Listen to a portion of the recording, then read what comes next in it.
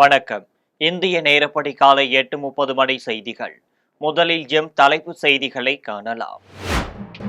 தமிழ்நாடு முதலமைச்சர் மு.க.ஸ்டாலின் உடல்நலக் குறைவால் சென்னை அப்போலோ மருத்துவமனையில் அனுமதி.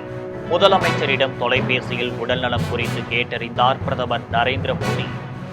குடியரசு துணைத் தலைவர் பதவியிலிருந்து ஜெகதீப் தன்கர் விலகல். உடல்நலத்தை காக்கும் பொருட்டு முடிவெடுத்ததாக பதவி விலகல் கடிதத்தில் தகவல். கேரள முன்னாள் முதலமைச்சர் அச்சுதானந்தன் மூப்பு காரணமாக காலமானார். அச்சுதானந்தன் மறைவிற்கு பிரதமர் மோடியும் அரசியல் கட்சி தலைவர்களும் இரங்கல். இஸ்ரேல் உதவியுடன் நடத்த இருந்த விவசாய பயிற்சி முகாமை திமுக அரசு ரத்து செய்துள்ளதற்கு நயினார் நாகேந்திரன் கண்டனம். வாக்கு வங்கி அரசியலுக்காக விவசாயிகளின் நலனை திமுக அரசு அலட்சியப்படுத்தியுள்ளதாக குற்றச்சாட்டு.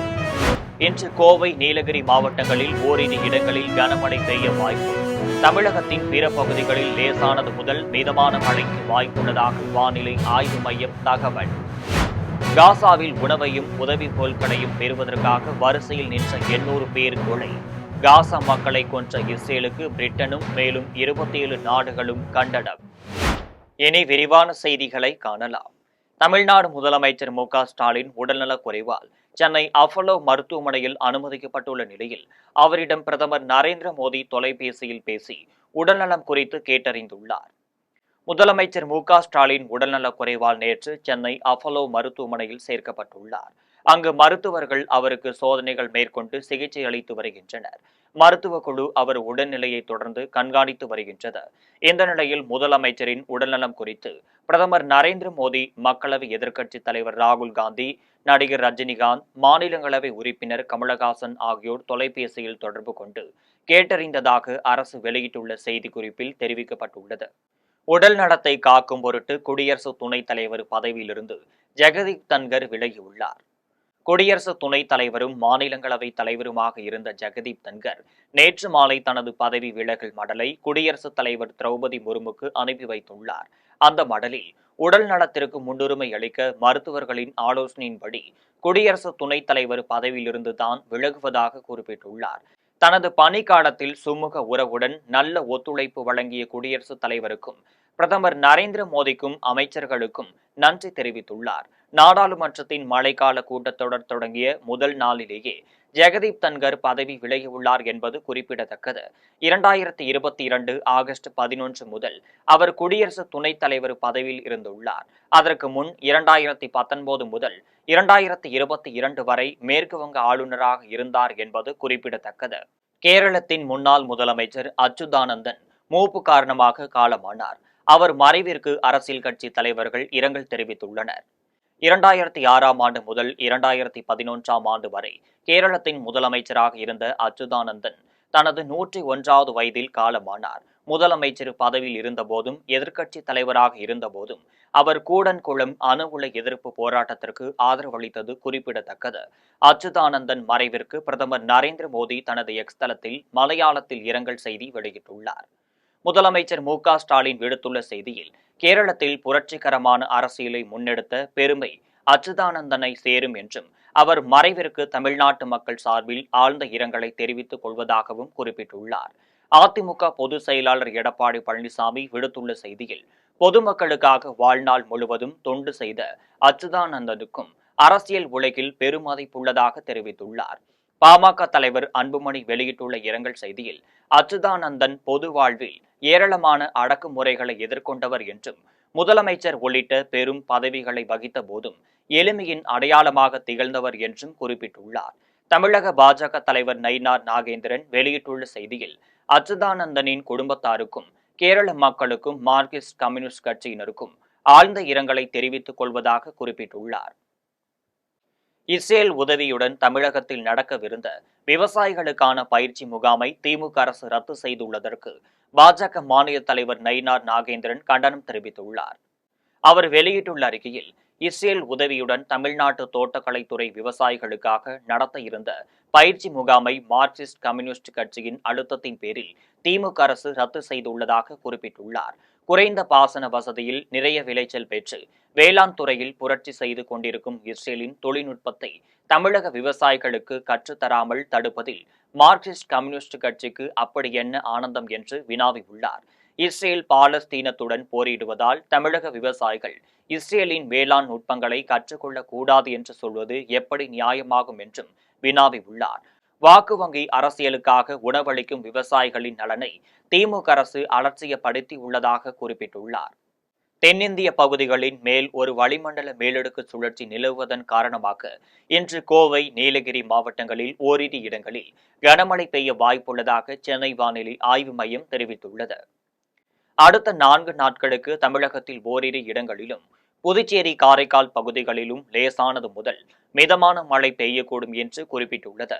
சென்னையில் இன்று வானம் ஓரளவு மேகமூட்டத்துடன் காணப்படும் என்றும், நகரின் ஒரு சில பகுதிகளில் இடி மின்னலுடன் கூடிய லேசானது முதல் மிதமான மழைக்கு வாய்ப்புள்ளதாக வானிலை ஆய்வு மையம் தெரிவித்துள்ளது. உணவையும் உதவி பொருட்களையும் பெறுவதற்காக வரிசையில் நின்ற காசா மக்களை கொன்ற இஸ்ரேலுக்கு பிரிட்டனும் மேலும் 27 நாடுகளும் கண்டனம் தெரிவித்துள்ளன. பாலஸ்தீனத்தில் உணவுக்காக காசா நகரில் வரிசையில் நின்ற பொதுமக்களில் 800 பேர் இஸ்ரேல் ராணுவத்தால் கொல்லப்பட்டுள்ளனர். ஹமாஸ் நலவாழ்வு அமைச்சகம் இந்த தகவலை வெளியிட்டுள்ளது. பட்னியால் 19 பேர் உயிரிழந்துள்ளதாகவும் அது குறிப்பிட்டுள்ளது. இந்த நிலையில் பிரிட்டன் மற்றும் 27 நாடுகள் கூட்டாக வெளியிட்டுள்ள அறிக்கையில், உணவுக்காக வரிசையில் நின்ற மக்கள் மீது தாக்குதல் நடத்தி அவர்களை கொன்றது மனித நேயமற்ற செயல் என கூறி அதை கண்டித்துள்ளனர். Australia, Canada, France, Italy, Japan, New Zealand, Switzerland ஆகிய நாடுகள் இதில் அடங்கும். காசா மீதான போரை இஸ்ரேல் உடனடியாக நிறுத்திக் கொள்ள வேண்டும் என்றும் அந்த நாடுகள் வலியுறுத்தியுள்ளன. காஞ்சிபுரம் மாவட்டம் உத்தரமேரூரில் ஊராட்சி ஒன்றிய நடுநிலைப் பள்ளிக்கு கல்வி சீர்வரிசை பொருட்களை பொதுமக்கள் ஊர்வலமாக எடுத்துச் சென்று தலைமை ஆசிரியரிடம் வழங்கினர். உத்தரமேரூர் ஊராட்சி ஒன்றிய நடுநிலைப் பள்ளியில் கல்வி வளர்ச்சி நாள் விழா கொண்டாடப்பட்டது. இதையொட்டி மாணவர்களுக்கு பல்வேறு விளையாட்டுப் போட்டிகள் நடத்தப்பட்டு பரிசுகள் வழங்கப்பட்டன. கல்வி வளர்ச்சி நாள் விழாவில் பெற்றோர்கள் ஒன்று சேர்ந்து பள்ளிக்கு தேவையான கல்வி பொருட்களை மேளதாள வாத்தியங்களுடன் சீர்வரிசையாக முக்கிய வீதிகளின் வழியாக எடுத்துச் சென்று தலைமை ஆசிரியர்களிடம் வழங்கினர். இந்த நிகழ்ச்சியில் தலைமை ஆசிரியர் குமார், தமிழ் பட்டதாரி ஆசிரியர் சுமதி, உத்தரமேரூர் வட்டார பள்ளிக்கல்வித்துறை அலுவலர்கள், அரசு பள்ளி மாணவர்களின் பெற்றோர்கள், சமூக ஆர்வலர்கள் கலந்து கொண்டனர். அறந்தாங்கி சட்டமன்ற உறுப்பினர் ராமச்சந்திரன் மீண்டும் தேர்தலில் போட்டியிட்டால் படுதோல்வி அடைவார் என்று தமிழர் தேசம் கட்சி தலைவர் செல்வகுமார் தெரிவித்துள்ளார். புதுக்கோட்டை மாவட்டம் அறந்தாங்கியில் தமிழர் தேசம் கட்சி சார்பில் வாக்குச்சாவடி முகவர்கள் கூட்டம் நடைபெற்றது. இந்த கூட்டத்திற்கு புதுக்கோட்டை கிழக்கு மாவட்ட செயலாளர் பட்டயங்காடு விஜயகுமார் முன்னிலை வகித்தார். மாநில துணை செயலாளர் வழக்கறிஞர் பழனிராஜன் உரையாற்றினர். கூட்டத்திற்கு தலைமை வகித்த செல்வகுமார், பொதுமக்களின் தேவைகளை நிறைவேற்ற தவறிய சட்டமன்ற உறுப்பினர் மீண்டும் தேர்தலில் போட்டியிட்டால் தோல்வியடைவார் என்றும் தெரிவித்தார். கூட்டத்தில் மாநில, மாவட்ட, ஒன்றிய, பேரூர் கிளை நிர்வாகிகள், 1000ற்கு மேற்பட்ட தொண்டர்கள் கலந்து கொண்டனர். திருவள்ளூர் மாவட்டம் ஆவடியில் வீட்டின் பூட்டை உடைத்து 40 பவுன் நகைகளையும் 2 லட்சம் ரூபாயும் கொள்ளையடித்துச் சென்றது அதிர்ச்சியை ஏற்படுத்தியுள்ளது. ஆவடி ஆர்கிமேட்டைச் சேர்ந்த சாமிவேலு தனது உறவினர் வீட்டு விழாவிற்காக வெளியூர் சென்றுவிட்டு திரும்பினர். அப்போது வீட்டின் பூட்டு உடைக்கப்பட்டு பீரோவில் வைத்திருந்த 40 பவுன் நகைகளையும் 2 லட்சம் ரூபாயையும் கொள்ளையர்கள் எடுத்துச் சென்றதை கண்டு அதிர்ச்சியடைந்தார். இதுகுறித்து ஆவடி டேங்க் பேட்டரி காவல் நிலையத்தில் புகார் அளித்தார். காவல்துறையினர் அப்பகுதியில் உள்ள கண்காணிப்பு கேமராவில் பதிவான காட்சிகளின் அடிப்படையில் விசாரணை மேற்கொண்டு வருகின்றனர். வேலூர் மாவட்டம் குடியாத்தம் அருகே கடன் தொல்லையால் வீடியோ வெளியிட்ட கூலி தொழிலாளி மரத்தில் தூக்கிட்டு தற்கொலை செய்து கொண்டது அதிர்ச்சியை ஏற்படுத்தியுள்ளது. குடியாத்தம் அருகே சரக்குப்பத்தைச் சேர்ந்த நஸ்ருல்லா என்பவருக்கும் ஆரிப்பா என்ற மனைவியும் 2 மகள்களும் உள்ளனர். நஸ்ருல்லா குடியாத்தத்தில் உள்ள மரக்கடையில் கூலி வேலை செய்து வந்துள்ளார். இந்த நிலையில் நஸ்ருல்லா செம்பேட்டையைச் சேர்ந்த சாமிநாதன், அஜீம் ஆகியோரிடம் கடன் பெற்றுள்ளார். கடனுக்கு வாரந்தோறும் வட்டி கட்ட முடியாமல் நஸ்ருல்லா மன உளைச்சலில் இருந்துள்ளார். இந்த நிலையில் கடந்த சில நாட்களாக மன அழுத்தத்துடன் காணப்பட்ட நஸ்ருல்லா வீடியோ ஒன்றை வெளியிட்டார். அதில் சாமிநாதன், அஜீம் ஆகிய இருவரும் வட்டி கட்ட சொல்லி தன்னை வற்புறுத்தியதாகவும் குறிப்பிட்டுள்ளார். வீட்டிலிருந்து வெளியே சென்ற நஸ்ருல்லா செட்டிக்குப்பம் ஏரிக்கரையில் உள்ள மரத்தில் தூக்கிட்டு தற்கொலை செய்து கொண்டார். இதுகுறித்து தகவல் அறிந்த காவல்துறையினர் நஸ்ருல்லாவின் உடலை கூராய்விற்காக வேலூர் அரசு மருத்துவமனைக்கும் அனுப்பி வைத்தனர். வழக்கு பதிவு செய்து விசாரணை மேற்கொண்டு வருகின்றனர். சேலம் மாவட்டம் வாழப்பாடி அரசாண்கள் மேல்நிலைப் பள்ளியில் திமுகவினரால் அவசரமாக கட்டப்பட்டு வரும் அறிவுசார் மையத்திற்கு பொதுமக்களும் பள்ளி மாணவர்களும் கடும் எதிர்ப்பு தெரிவித்து பள்ளியை முற்றுகையிட்டனர். வாழப்பாடி அரசு ஆண்கள் மேல்நிலைப் பள்ளியில் 1000த்திற்கும் மேற்பட்ட மாணவர்கள் கல்வி பயின்று வருகின்றனர்.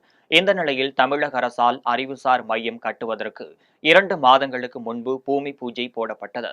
கடந்த 2 நாட்களாக அதற்கான கட்டுமான பணி தொடங்கியது. இதனை அறிந்த பள்ளி மேலாண்மை குழு உறுப்பினர்கள் விளையாட்டு மைதானத்தில் அறிவுசார் மையம் கட்டுவதற்கு எதிர்ப்பு தெரிவித்தனர். இது தொடர்பாக பேரூராட்சி தலைவரிடம் பொதுமக்கள் கேட்டபோது விளையாட்டு மைதானத்தில்தான் அறிவுசார் மையம் கட்டப்படும் என்றும், இல்லையென்றால் அந்த திட்டத்தின் டெண்டரை கேன்சல் செய்துவிடலாம் என்றும் தெரிவித்துள்ளார்.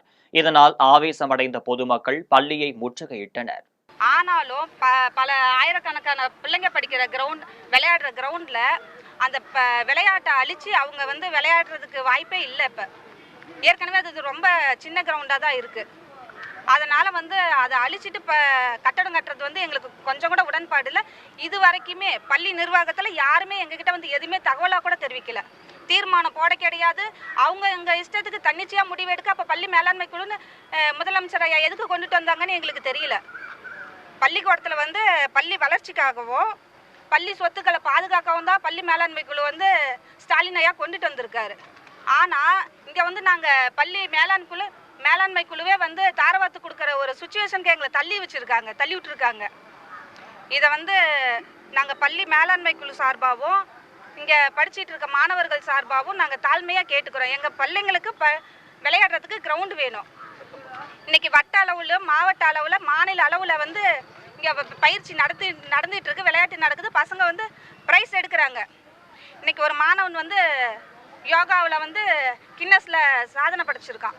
அதுக்கெல்லாம் இன்னைக்கு எங்களுக்கு தாய்மடியா இருக்கிறது இந்த கிரவுண்டு தான். இந்த கிரவுண்டை சேதப்படுத்தியும் இது பண்ணியும் நாங்க இன்னைக்கு அறிவுசார் மையம் கொண்டுட்டு வரதை எந்த விதத்துல நாங்க ஏத்துக்க முடியும்? அதனால வாழப்பாடியில ஏராளமான இடம் இருக்கு. முதலமைச்சர் ஐயாவுக்கும் கல்வித்துறை அமைச்சர் ஐயாவுக்கும் துணை முதலமைச்சர் ஸ்டாலின் அண்ணாவுக்கும் நான் ஒரு வேண்டுகோள் வச்சுக்கிறேன். இந்த அறிவுசார் மையத்தை தயவு செஞ்சு இந்த குழந்தைங்களுக்கு பாதிப்பு ஏற்படாத வகையிலும் பள்ளி மைதானத்தை சேதப்படுத்தாத வகையிலும் வேற இடத்துல அமைச்சு கொடுத்தோமா எங்களுக்கு ரொம்ப மகிழ்ச்சியா இருக்கும்.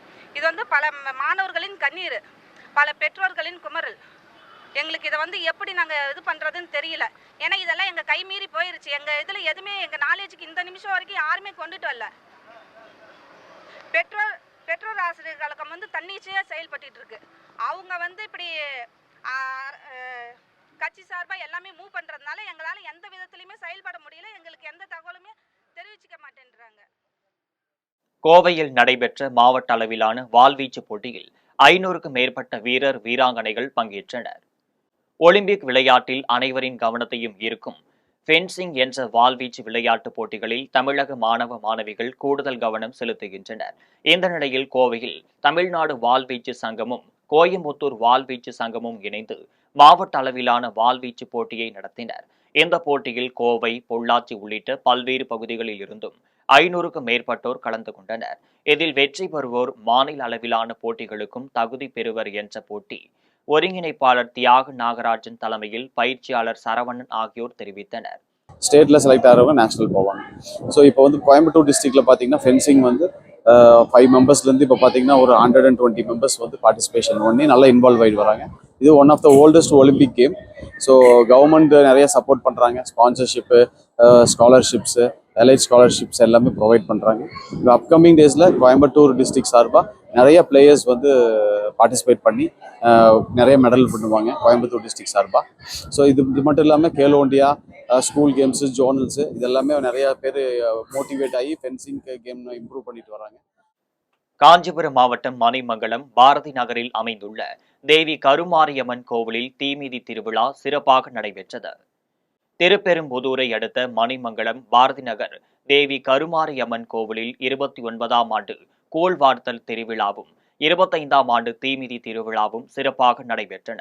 ஞாயிற்றுக்கிழமை காலையில் தேவி கருமாரியம்மனுக்கும் அபிஷேகம், ஆராதனைகள் நடைபெற்றதை அடுத்து சந்தன காப்பு அலங்காரத்தில் அம்மன் பக்தர்களுக்கு காட்சியளித்தார். அப்போது கூழ்வார்த்தல் நிகழ்ச்சியும் நடைபெற்றது.